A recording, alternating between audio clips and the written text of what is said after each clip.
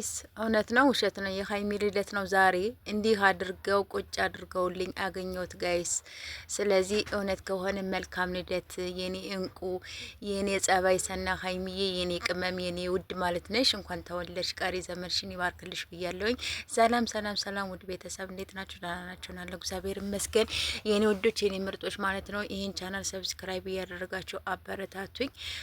ምክንያቱም ያኛውን ቻናል እንግዲህ ትቸዋለሁ፣ በዚህ ነው ሁሌ የምሰራ። ስለዚህ ፕሮፋይሉንም ስሜንም አንድ ነው ያደረኩት፣ በአንድ ቁጥር ነው የለየሁት። ስለዚህ የኔ ውዶች ማለት ነው ያኛው በጣም ረጅም ጊዜ በቃ ሆኖታል ማለት ነው። ስለዚህ ሊሰራልኝ አልቻለም። በጣም ለፍቼበታለሁኝ እውነት ለመናገር ያኛውን። ስለዚህ ያኛው ሊሰራ አልቻለም። ስለዚህ ሌላ ከፍቻለሁኝ።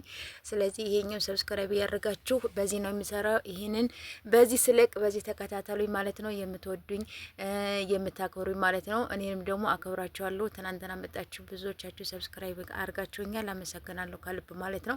እና የኔ ውዶች የኔ ምርጦች እንግዲህ ሀይሚ ልደት ነው ወይስ ምንድን ነው?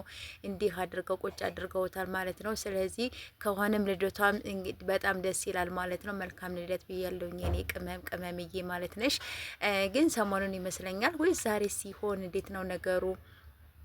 ቲክታክ ሰፈር ነው ያገኘሁት ጋይሶች ማለት ነው። እሷ ውስጥ ገብቼ በየቦታው ሳይ የለም እውነት ለመናገር እሷ ጋር ማለት ነው። ስለዚህ ዋሽተሻል ምናምን እንዳትሉኝ፣ ይሄን ተፖስቶ አግኝቼ ነው ሌላ ቦታ ነው ያገኘሁት ጉዶች ማለት ነው። ስለዚህ መልካም ልደት ብያለሁኝ፣ ቀሪ ዘመንሽን ይባርክልሽ ብያለሁኝ ማለት ነው። እና በዚህ መልኩ ፏ ብትን አድርገው እንግዲህ ይዘዋት መጥተዋል ማለት ነው።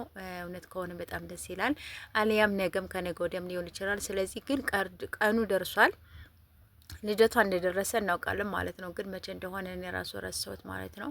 እና የኔ ውዶች የኔ ምርጦች በዚህ መልኩ ሀይሚዬን እንደዚህ ፏፏፏ የምታረጓት ልጆች የጨረቃ ፋሚሊዎች ትለያላችሁ። በጣም ጎበዞች ናችሁ። ትለያላችሁ ሁላችሁ ማለት ነው። እና የኔ ውዶች እንግዲህ በመጨረሻም ልናገር፣ ሰብስክራይብ እያደረጋችሁ እለፉ። ስትገቡ ደግሞ በላይ ግቡልኝ የኔ ውዶች የኔ ምርጦች። መልካም ቆይታ ይሁንላችሁ። እወዳችኋለሁ።